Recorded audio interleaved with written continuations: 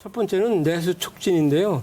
이 시점에서 우리가 왜 내수 촉진을 얘기를 해야 되고 또 그게 왜 중요하고 어떻게 해야 됩니까? 그렇게 생각하세요? 이제 우리 해외 시장이 지금 다 멈춰섰기 때문에 우리 수출은 당분간 안 된다고 좀 보시면 될 것 같고요. 그러면 이제 남아있는 내수 시장밖에 없거든요. 그래서 우리 기업들이 이제 수출이 언제 열릴지는 모르지만 수출 시장이 잘 될 때까지 내수 수요로 좀 이렇게 버틸 수 있는 그런 정책들이 필요한데, 일단은 가장 우리가 대표적으로 생각해 볼 수 있는 게 이제 공공기관 구매 수요를 늘린다, 뭐 이런 것들이 있고요. 왜냐하면 이제 조달청 사업이 몇십조 원 규모이기 때문에 이런 것들로 이제 우리 기업들이 상당히 좀 도움을 받을 수 있을 것 같고, 두 번째는 지금 이제 공급망 쪽에서 사실은 문제가 좀 있잖아요. 그러니까 해외에서 들어올 수 있는데 쉽진 않을 것 같은데, 해외에서 공급망 부품을 조달하던 걸 만약에 국내 업체로 돌릴 수만 있다면 그런 부분에서 우리가 전반적인 좀 부품 중간 허리 쪽에 있는 산업들의 좀 고통을 좀 덜어줄 수 있지 않을까? 그건 이제 우리가 이제 산업별로 그리고 기업별로 좀 검토는 해봐야 될 것 같고요. 그리고 이제 지금 이제 오프라인 거래가 상당히 좀 어렵습니다.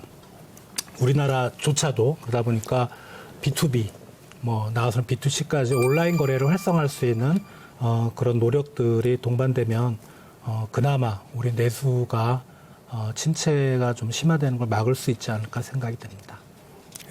저도 어차피 이게 V자형이 됐든 뭐 U자형이 됐든 당분간 세계 수요 절벽 국면에 이제 진입을 하게 되는 건데요. 정부도 지금 주로 이제 개인 사업자라든지 자영업자 위주로 또 중소기업 위주로 내수를 좀 살려주는 조치들을 많이 취했죠. 세금 납부 유예 조치라든지 자금 지원 유동성 공급이라든지 심지어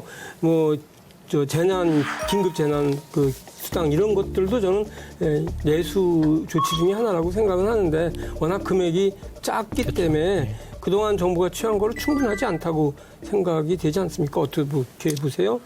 근데 내수가 우리나라 경제 규모도 상당히 큰데 그 안에 내수 시장 규모도 워낙 크기 때문에 정부가 할 수 있는 건 좀 한계는 있습니다. 그럼 오로지 재정으로 다 투입할 수는 없는 것 같고요. 그러니까 결국은 민간 부분에서의 어떤 내수 거래가 많이 일어나면 좋은 건데. 그렇죠. 그거죠. 그게 소비자 쪽은 사실 이제 가게가 어떻게 하느냐는 좀 별개의 문제고, 기업과 기업 간의 거래가 활성화될 수 있다면 그게 대기업과 협력업체일 수도 있고, 아니면 기업과 대기업 간의 거래일 수도 있고, 이런 제품이나 서비스가 왔다 갔다 하는 거래들이 큰 기업들 간에 산업군별로 왔다 갔다만 할 수 있다면 우리가 내수 쪽에서 그나마 수출이 좀 망가지는 거를 내수 쪽에서 좀 보완할 수 있다는 생각이 듭니다. 자동차 같은 걸 예를 들면요, 전체적으로 우리가 생산하는 양이 해외 공장까지 국내 공장 합치면 800만 대 정도 된단 말이죠.